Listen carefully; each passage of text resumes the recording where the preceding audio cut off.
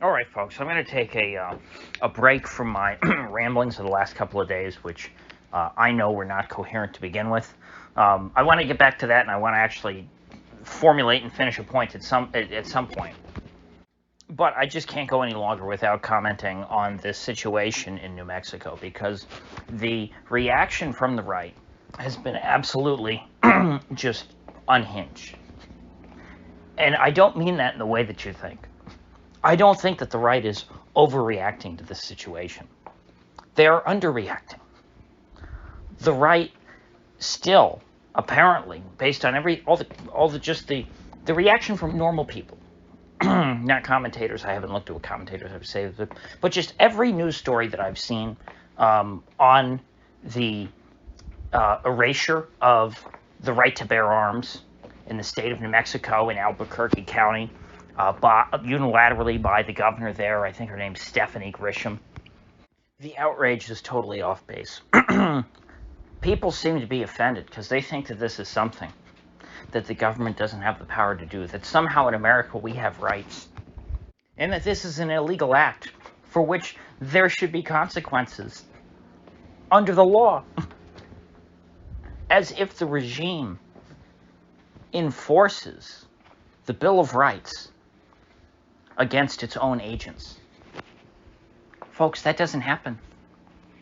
Agents of the state, whether they be at the federal, the state, or the municipal level, they violate your rights every single day. And they consider that to be their most sacred duty. Stephanie, what's her name? Lujan Grisham, because like all women in politics, she has to have a hyphenated last name. I mean, it's hilarious. She wants to have her husband's name on there so that she can sound somewhat Hispanic, even though I think she's Jewish. But she also can't bear to fully take her husband's name. So like she wants like some of his Latino clout, I guess, for campaigning in New Mexico. But no, I mean, I still have to keep my maiden name. Sorry, off topic. But this woman will be seen as a trailblazer, and not only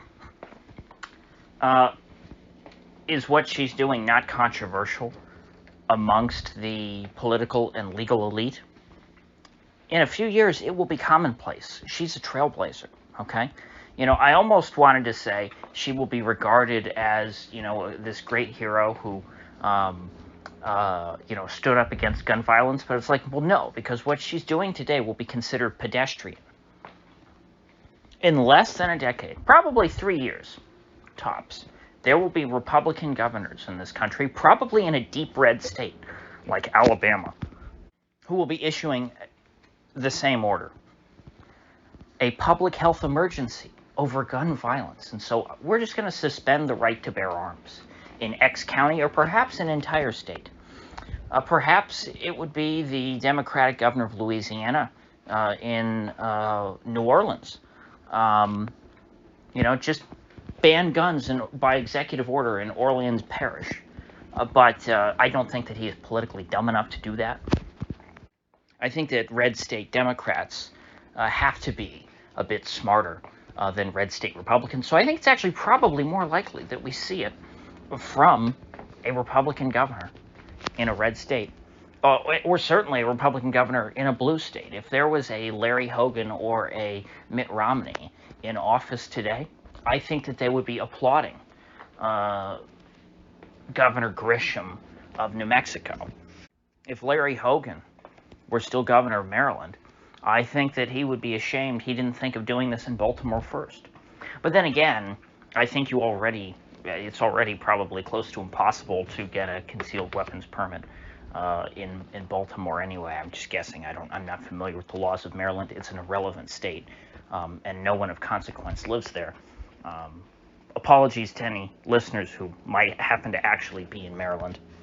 But, I hesitate to say that Stephanie Lujan Grisham is the future. She's not the future. I mean, this is just the present. This is the America that we live in. This is not coming to a neighborhood near you. This is here. This is just what we live with. I mean, remember when they locked you inside your house and said you're not allowed to get within 6 feet of another person, and that you have to wear a painter's mask when you go outside? I mean, you think taking away your guns is a stretch? They arbitrarily determined which people were essential and which people were non-essential, and anyone who was deemed non-essential was put out of business. Even if you did have an essential business, you weren't allowed to sell anything except what was on a pre-approved list from the regime. They didn't just ban guns. They banned everything but a certain few select items. They banned socks. They banned garden seeds. All by executive order in these different states. And was there resistance? Was there a big pushback? I mean, there was some from some people, but there was nothing. There was nothing that threatened the order. Nothing at all. Now, is this going to happen everywhere at once, all at the same time? No, I think that, like in 2020, it would have been too difficult to try and handle everywhere exactly the same, to issue a federal, national emergency that locked everyone in their house. And in the same way here, I think that a federal national emergency that just suspended the Second Amendment across all 50 states, that probably would be a bridge too far. They have to do it a little more gradually. And so we're going to see it in cases like this. Because even in deep blue New Mexico, which, folks, I mean, how stupid do these people sound? I mean, what was the number one comment I saw yesterday and the day before? When's she gonna be impeached? It's like New Mexico has, in both houses of the legislature, the Democrats have a supermajority. And even if they didn't, why do you think that the Republicans would oppose this? I mean, the Republicans have no problem with this. There's nothing that would bother them one bit. The Republican and Democratic politicians love to talk about how different they are. Trust me, they want you to believe, for certain, they're very different. But the one thing, the most important thing that they all have in common? They all hate you. And so when one of them does something that is detrimental to the voter and has no other effect, they're going to be supportive of that because it doesn't hurt them. Just like what I was talking about with us getting to have only one choice in the next election, by making it mathematically impossible for a Republican to win by taking the Republican off the ballot for president in a sufficient number of states to where the Republican can't win the Electoral College. It just doesn't matter because they're not going to be on the ballot. There will be one choice for president, and that will be the Democrat choice. The reason why I said Republicans specifically in Congress, but in general, Republican politicians, would not put up a fight for that is because it would not threaten their power. Now, if the Democrats wanted to start trying to take Republican congressional candidates off the ballot, that might be different. But, let's not pretend that life is easier for Mitch McConnell if Trump is president instead of Joe Biden. I mean, Mitch McConnell's life, pretty easy right now. Same with all these other folks. Trump is a bit of a wild card, or even if it was any other Republican. Let's just say it's not Trump. Let's say it's a generic Republican. Let's say it's Mike Pence, somehow. Or John Kasich, the mailman, rises from the dead politically and becomes the president of the United States. It's the same difference, Glitch McConnell still rolling around the Senate, probably foaming at the mouth. But the power, the influence, it'll all still be there. Do you think it makes a difference to these folks in Congress if you had no more guns, if you had no more free speech? You already don't have free speech. Nothing good is going to happen. Nothing good just happens. In order for good things to happen, people have to do something, but there's nothing really to do. because if you, were to advocate active resistance against the regime because you think that what the regime is doing is illegal, well, that would be sedition, and you would be put in prison for 22 years. Remember, Enrique Tarrio never set foot in the District of Columbia on January the 6th. 22 years in prison. Irwin Schiff wrote a book about how he thought that the income tax was unconstitutional. They threw him in prison. He died in prison. He died of cancer chained to a hospital bed because he was a prisoner. Why? For the exact same reason, for the exact same thing you folks are talking about. Hey, this is against our constitutional rights. They're not allowed to do this to us. Well, that's what Irwin Schiff said. Nobody cried for him other than his family, of course. When he died, there was no, he was not made into a big martyr. And he was persecuted by the state for what is an even more universally accepted part of the Bill of Rights, the First Amendment, rather than the Second. The Second is the one that's, somewhat polarizing these days, but the First Amendment, everyone's supposed to agree on that.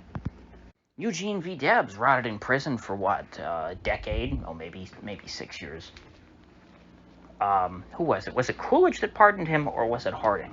I think it was Harding, so he might have been in there 8 to 10 years. For what? Opposing war with Germany in World War I. I mean, something that just sounds like such a milquetoast opinion these days. Like, how could that be very controversial? I mean, most people have no opinion one way or the other, but of people who do have an opinion, most of them probably agree with Eugene V. Debs, if they have an opinion at all. And yet, for that opinion, he was jailed. And so you think a governor unilaterally taking away your right to bear arms is unique? That it is beyond the pale? This is just the beginning of what they're willing to do to you. I mean, you saw it just 2-3 years ago. And once they do take away your guns, how much more do you think they'd be willing to lock you down for a climate emergency or whatever the next emergency is that requires them to weld your door shut and keep you inside your house? I mean, hell, the Supreme Court ruled that the government can seize your house if and then give it to someone else, not even keep it. They can seize your house, give it to somebody else. They can redistribute property in this country if the person that they are redistributing it to will pay more in property taxes, because that's seen as a net benefit to the taxpayer. So you think a Supreme Court that ruled that you don't have the right to own your own home, that the government can unilaterally redistribute your home to someone richer than you because they will pay more taxes? The Supreme Court ruled they can take away your house and give it to a richer person so that they can tax them more? You don't think that you think that same Supreme Court is going to uphold your right to bear arms? Now, I do think that the current Supreme Court cares more about, is probably pretty good on the Second Amendment, but I'm just saying in principle. I mean, it's almost an accident at this point that we have, enough people on the Supreme Court who care about the Second Amendment, but it's like a pet issue for them. That's the only reason. It's not out of principle. It's just that to them that's just something that they care about. But it's not because they think you have rights that are guaranteed by the Bill of Rights. It's not that they think that, you have control over your own life. So, I mean, who can we expect next? Texas, California? Or, actually, I wouldn't be surprised if it was Texas. Slip of the tongue. New York, California. Sure, I mean, those are no-brainers. But, just like we saw with the electoral challenge. Another Mountain West state. The effort to kick Trump off of the 2024 presidential ballot is starting in Colorado, which is not the bluest state. In fact, their Democrat governor there is actually tried to be pretty, conciliatory and not alienate the right. He's tried to not make them an enemy. He's tried to be a somewhat, not spit in the face of every Republican kind of governor. which is exceedingly rare these days. I mean, you've got it in Louisiana, I guess, is the other Democrat that does, but that's because he's in a deep red state and somehow was elected governor. I'm not familiar enough with the election of John Bel Edwards to understand the exact circumstances behind it. But of course, on fundamental rights, it doesn't. Well, I don't want to get into a discussion of Louisiana, especially when it's a topic I'm not that well read on. But anyway, it's interesting that they haven't started with New York and California on either of these things, on just unilaterally repealing the Second Amendment, not even putting it to a vote, just doing it by executive order from the governor, and then the legal challenge in Colorado trying to strip Trump from the ballot. And Colorado is a state that I don't think that Trump would have a chance of winning anyway, so it's not one of the super important states, but I would say it's more relevant than California and New York. And so it's interesting, if they try in a little more of a harder state to pull that off in, like Colorado, and they do it, then that kind of normalizes it. You know, to a certain extent, if California and New York do something, it's like, oh, well, that's just California, or that's just New York. But Colorado, that's a little more reasonable. I mean, you know, we know people who live or have lived in Colorado, and they're normal people. Same thing with New Mexico. You don't think of New Mexico as being a crazy state. Well, kind of crazy, but not in a terrible, like, Portland way. I mean, you get some weirdos like Gary Johnson, but, you know, you don't expect Gary Johnson to just overturn the Second Amendment on a whim. You expect him to smoke a peace pipe with the drug cartels and say, can't we all just get along? That's what you expect out of New Mexico. Oh, and if I remember correctly, I should have double-checked this, but it's just something that came into mind. I believe sitting next to the governor in the announcement that she was suspending the Second Amendment, nodding along approvingly, was, I think, the sheriff of Albuquerque County. So, remember all that, oh, the sheriffs are the last line of defense. It's like, well, nobody, you know, when people keep electing sheriffs who don't care about their rights, you know, the sheriff can't be there to bail you out. I agree that the sheriff is the most important elected official in this country, and if the sheriff didn't go along with this, guess what? There would be no suspension of the Second Amendment in Albuquerque County. But you never get people running for sheriff who are very good. You just get cops that run for sheriff, and it's like, you know, you need someone to control the cops. You don't need a cop. You need someone to tell the cops what to do. It's very different. It's like, you know, we keep making generals the Secretary of Defense, and then we wonder why we're so unsafe. I mean, there are some old school lawmen who I think are, you know, they're boomerish enough to believe in the Second Amendment, even if they're not great on, like, you know, civil liberties in general. You know, like Grady Judd. Like, I mean, he's someone who I think in Polk County, you know, he's very much the old school cowboy sheriff. You know, he's always getting on press conferences and talking about the criminals that they rounded up. But he's very very pro-gun, like in a general sense. But then, you know, he's fine with red flag laws because he's like, well, you know, because he would be the one executing the red flag, you know, warrant. So he's like, well, obviously, you know, I wouldn't abuse that. Is how these cops think of it in their head, even if they have, you know, good intentions. But he's like, you know, hey, I encourage all the citizens of my county, you know, if someone breaks into your house, you know, shoot them in the face before they get you. You know, it's kind of like, I mean, it's not quite like a FUD. It's a little better than a FUD. But it's that old school trust authority, but like the authority is good and doesn't hate America. You know, those kinds of cops are rarer and rarer. That used to be kind of the general rule, which is, I think, why the right used to be very pro-cop, because you used to have, you know, you used to think of Grady Judd as being like the average cop.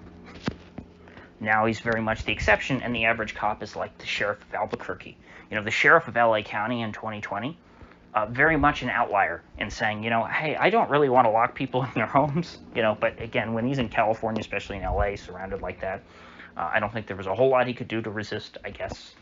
I don't remember how things ended up going with that, but I remember that the sheriff of LA County, you know, he like drew a line. He's like, yeah, this is a bit of a bridge too far for me. Banning fireworks, that's going to be a tough one to enforce. And I mean banning fireworks on the 4th of July. that was what they did because of COVID in 2020 in Los Angeles. That was in the city. I don't know if that was countywide, but anyway, folks, I don't know what to say. People did not resist in 2020. I don't see why they would resist any of this, and the regime is not going to correct itself. There is going to be no reckoning for politicians like this, because the politicians are not, it's not like they're stepping out of line. This is just the new hotness. So, with that said, I will see you folks back here tomorrow.